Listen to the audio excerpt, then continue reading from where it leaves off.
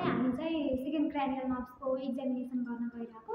So second cranial nerves भन्ने चाहिँ optic nerves हो। फिजियो अप्टिक नर्भ्सको एक्जामिनेसन गर्दाखेरि चाहिँ अब हाम्रो आईमा चाहिँ दुईवटा फोटो रिसेप्टर्स हुन्छ। फोटो रिसेप्टर्समा चाहिँ दुईवटा रिसेप्टर हुन्छ, कोन्स र लर्ड्स हुन्छ। यसको फङ्सन चाहिँ कोन्सको चाहिँ हाम्रो एबिसी गरेर हुन्छ, यसको चाहिँ तीनवटा हुन्छ। एउटा चाहिँ एक्युटी अफ भिजन, अनि ब्राइट लाइट भिजन र कलर भिजन हुन्छ, अनि लर्ड्सको चाहिँ डिम लाइट भिजन र फिल्ड अफ भिजन हुन्छ। सो हामीले चाहिँ अब सेकेन्ड क्रानियल नर्भ्सको एक्जामिनेसन गर्दाखेरि चाहिँ तीनवटा एक्जामिनेसन गर्छौँ कि। एउटा चाहिँ हाम्रो अक्युटी अफ भिजन एक्जामिनेसन गर्छौँ, त्यो चाहिँ हामीले दुईवटा टेस्ट गर्छौँ। एउटा चाहिँ स्नेलन चार्टबाट र जेगर्स चार्टबाट गर्छौँ, तर हामीले चाहिँ प्र्याक्टिकलमा गर्ने भनेर चाहिँ त्यो स्नेलन चार्टवाला योवाला गर्छौँ। त्यो चाहिँ म पछि गरेर देखाउँछु। अनि त्यसपछि कलर अफ भिजनमा चाहिँ हामीलाई एउटा बुक हुन्छ जसको नाम चाहिँ स्युडो आइसोक्रोमेटिक चार्ट अफ इसिआर भन्ने हो कि। स्युडो भनेर चाहिँ कलर हो अनि आइसो भनेर चाहिँ सेम हो। यो चाहिँ हामीले कलर भिजन टेस्ट गर्नको लागि युज हुन्छ। अनि त्यसपछि फिल्ड अफ भिजन भनेर चाहिँ अब मलाई नर्मल मानेर अर्को मान्छेलाई चाहिँ कति टाढासम्म मसँग नर्मल छ कि छैन भन्ने चेक गर्ने हो। यो चाहिँ हामी सराउन्डिङको कतिसम्म देख्न सक्छौँ भन्ने चाहिँ यो फिल्ड अफ भिजन हो। त्यसमा चाहिँ हामीले यो अक्युटी अफ भिजन गर्छौँ, जुन चाहिँ Snellen चार्टबाट। Acuity of vision check गर्ने चाहिँ अब कसरी हो भन्दाखेरि हाम्रो चाहिँ एउटा फर्मुला छ कि डी बाई डी भन्ने। यो चाहिँ डी चाहिँ हाम्रो डिस्टेन्स हो। डिस्टेन्स चाहिँ हामीले 6 मिटर अगाडि 6 मिटर चार्टदेखि चाहिँ चार्ट र सब्जेक्टको बिचमा चाहिँ डिस्टेन्स 6 मिटर हुनुपर्छ। अनि यो डी भन्ने चाहिँ हाम्रो त्यो चार्टमा चाहिँ म अनि त्यो चार्टमा गरेर देखाउँछु। हाम्रो जस्तै ए को मुनि एउटा नम्बर हुन्छ, जस्तै 60, अनि एक्स हो यहाँ चाहिँ अर्को एउटा नम्बर हुन्छ।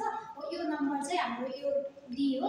यो डी चाहिँ हाम्रो distance between the chart and the subject. यो डी भन्ने चाहिँ हाम्रो त्यो चार्टमा हुने नम्बर हो। सो योबाट चाहिँ हामीले acuity of the vision check गरेर उसको भिजन कति क्लियर छ भन्ने थाहा पाउन सक्छौँ। सो 18, 12, 9, 6 यो चाहिँ हाम्रो तलको डी हो। अनि त्यो माथिको डी चाहिँ हाम्रो सब्जेक्ट र चार्टको डिस्टेन्स हो। सो हामीले चाहिँ डी बाई डी गरेर चाहिँ एक्युटी अफ भिजन निकाल्छौँ। सो अब सेकेन्ड क्रानियल नर्भ्सको एक्जामिनेसन गर्नु त मैले अघि भनिसकेँ। सबसे पहिला चाहिँ हामीले अक्युटी अफ भिजन गर्छौँ, जुन चाहिँ स्नेलन चार्टबाट। त्यो चाहिँ हामीले योबाट गर्छौँ कि। अनि योबाट गर्दा चाहिँ हामीलाई यहाँ लाइट हालेर गर्नुपर्छ। यो चाहिँ हाम्रो लाइट चाहिँ बिग्रेको छ, त्यही भएर हामीले यतिले नै गर्छौँ। सो अब यो गर्नुभन्दा अगाडि यसलाई हामीले हामीले गर्नुभन्दा अगाडि चाहिँ पेसेन्टको पर्पल कन्सर्न चाहिन्छ। अनि उसलाई चाहिँ हामीले पर्पल इन्स्ट्रक्सन दिनुपर्छ, मैले हजुरको यस्तो गर्नु लाग्छु भनेर। जस्तै अब कसरी गर्नु पऱ्यो भनेपछि चाहिँ अब ऊ चाहिँ सब्जेक्ट भयो अनि म चाहिँ एक्जामिनर भयो भने चाहिँ अब मैले लास्ट चाहिँ म हजुरको आँखा जाँच गर्न लागेको। हजुरको आँखा जाँच गर्दा चाहिँ हजुर म यो चार्टभन्दा चाहिँ 6 मिटर अगाडि बस्नुपर्ने हुन्छ। सो अब हजुरलाई यो जाँच गर्दा केही समस्या पऱ्यो मलाई भन्नु होला भन्नुपर्छ। अनि त्यसपछि म चाहिँ उसलाई 6 मिटर अगाडि लान्छु। सो हाम्रो 6 मिटर चाहिँ यहाँ पर्छ, हाम्रो चार्ट चाहिँ त्यहाँ छ। सो अब हजुरले चाहिँ यहाँबाट म त्यहाँ चाहिँ उसलाई देखाउँछु। आउँदाखेरि हजुरले भन्नु होला के देख्नुहुन्छ। अब हजुरले चाहिँ हजुरको राइट आँखा बन्द गर्नुहोस्, अनि लेफ्ट आँखाले चाहिँ के देख्नुहुन्छ म यहाँ सिकाउँछु, हजुरले भन्नुहोस् त।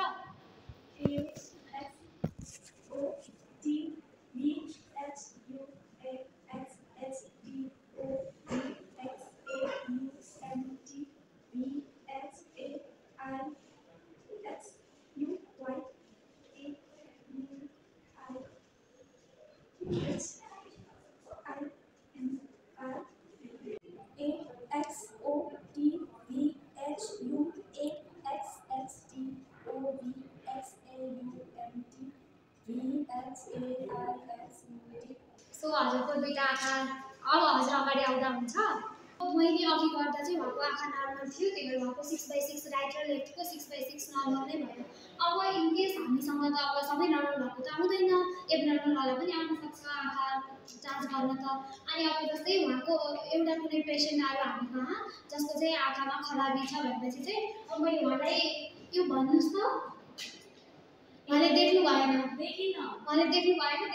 भनेपछि अब उहाँलाई हामीले अब 6/60 गरेर 1/10 चाहिँ गर्नु पाउँदैन कि। अनि उहाँले देखेकै छैन 60 त राख्नै पाएन नि त हामीले। अब उहाँलाई 1 मिटर अगाडि सार्ने, 5 मिटरमा लिने, अनि फेरि सोध्ने देख्नुभयो।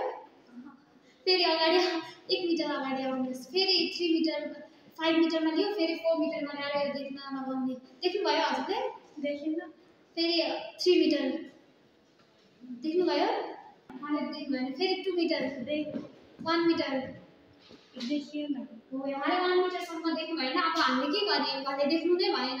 अब हामीले उहाँलाई अन्धो त भन्न मिलेन नि त। उहाँले त अरू कुराहरू त देख्नु भएको छ, यो पो देख्नु भएन। अब त्यसपछि उहाँको आँखा ठिक छ छैन भनेर चाहिँ फेरि के गर्नु पऱ्यो भनेपछि चाहिँ हामीले हातको मुभमेन्ट पहिला कतिवटा औँला छ भनेर सोध्ने, देख्नुभयो देख्नुभयो उहाँले अझै पनि देख्नु भएन। अनि त्यसपछि अब फेरि ह्यान्डको मुभमेन्ट गर्ने, देख्नुभयो देखिनँ। अनि अब त्यो पनि देख्नु भएन भनेर चाहिँ हामीले टर्च बालेर यसको यो लाइटको मुभमेन्ट हजुरले कताबाट आएको छ भनेर सोध्नुपर्छ। त्यो चाहिँ हामीले अर्को एउटा कन्फ्युजन चाहिँ के हुनसक्छ भनेपछि अब कुनै पनि अब हामीले आँखा जाँच गर्दा चाहिँ कसैले चाहिँ अब यहाँ आएर चाहिँ यहाँ एउटा भन्नुभयो, दुईवटा भन्नुभयो, एउटा चाहिँ बिगार्नु भयो भनेपछि के गर्ने, अब भिजन चाहिँ त्यो 24 लिने कि 18 लिने भन्ने हुन्छ नि त। हो त्यसको लागि चाहिँ उहाँले यहाँको दुईवटा देख्नुभयो एउटा देख्नु भएन भनेपछि फर्दर एमा जाने। सो यसको चाहिँ उहाँले सबै मिलाउनु भयो भनेपछि उहाँको एक्युटी अफ भिजन अब अझै फेरि फर्दर एमा जाने अनि एमा गएर पनि भन्नुभयो भनेपछि हामीले जहाँसम्म भन्नुभएको छ त्यो राख्नु पऱ्यो। जस्तै 9सम्म भनेको छ भनेपछि 6/9 राख्नु पऱ्यो। अब जस्तै फेरि के हुन्छ भनेपछि उहाँले चाहिँ यहाँ एउटा मात्र मिलाउनु भयो, दुईवटा बिगार्नु भयो भनेपछि उहाँको एक्युटी अफ भिजन क्यालकुलेट गर्दा चाहिँ हामीले 6/24 राख्नुपर्छ।